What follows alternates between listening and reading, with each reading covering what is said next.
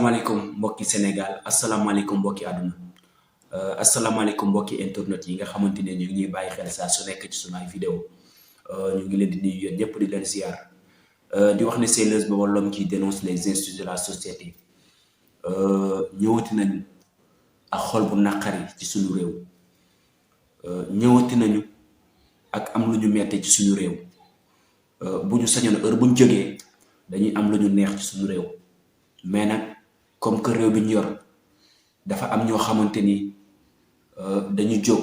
te heure bu ñu jógee rek lu naqare askan wi moo leen di tax a jóg heure bu ñu defee rek lu naqare askan wi moo leen di tax a jóg loolu mooy waral ñun itam heure bu ñu jógee rek am lu ñu naqare ci suñu réew ndax tey bu ñu sañoon dañuy yor réew bi gën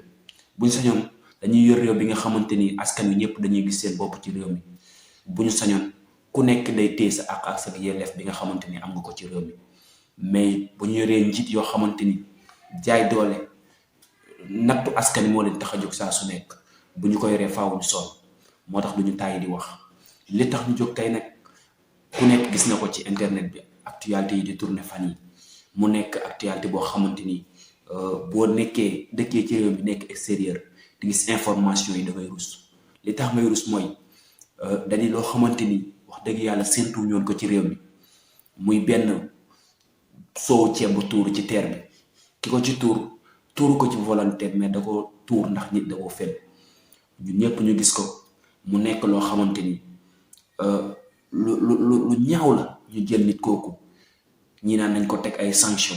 yu kenn xamul bañ na dañ ko defere parce que information bi laa dégg démb ñu dañ koy defere ana lan moo waral ñu koy defere ci koo xamante ni li mu def defu ko ci volonté defu ko ci ak tayeefam maanaam da ko def ngir dañ ko fen mais ñun ban réew lañ nekk bu ñu demee ba askan wi mayetuñ leen jàmm ci seen ay fee seen ay faux pas yi ñuy def sax dañ leen ci topp di leen ci teg ay sanctions yoo xamante ni vraiment da ngay mujjee ruus war nañoo xoolaat suñu réew surtout justice bi war na xoolaat ni muy doxee parce que justice bi dafa war a indépendant nekkal fi ñëpp waaye itam nekk fi ci réalité saa su nekk mais doo comprendre vraiment li dafa metti ci koo xamante ni bi defee lim def bi amee ba pare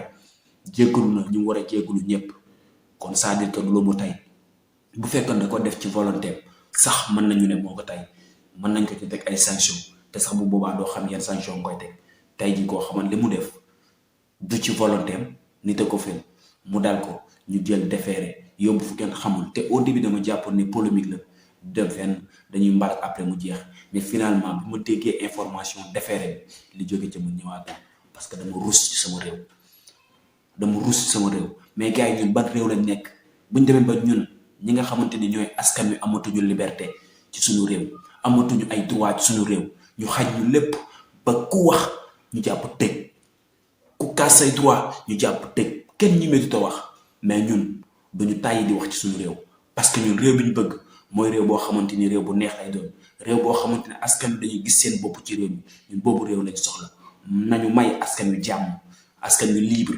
askan wi dox seen ay droit ak seen ay règlement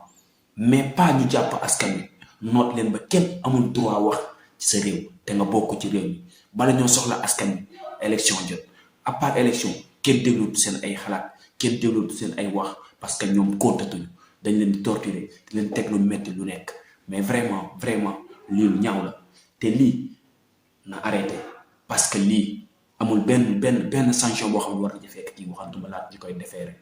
en tout cas réew mi commencé naa cee tiit parce que man xamu fan lañ jëm ak askan wi laa comprendre tout nañ ci bàyyi xel ñu war a xeexal askan wi nañu xeexal askan wi seen ay droit seen ay règlement waaye itam nañu xeexal askan wi seen ak seen yelleef pour askan wi jot ci duñu tàyyi di wax dañuy wéy di wax ñu ngi leen di jaajëfal bu baax di leen jox dig daje ci suñu beneen vidéo di wax ne di leen wéy di abonné di commenter di partager jaa ngeen jëf gaay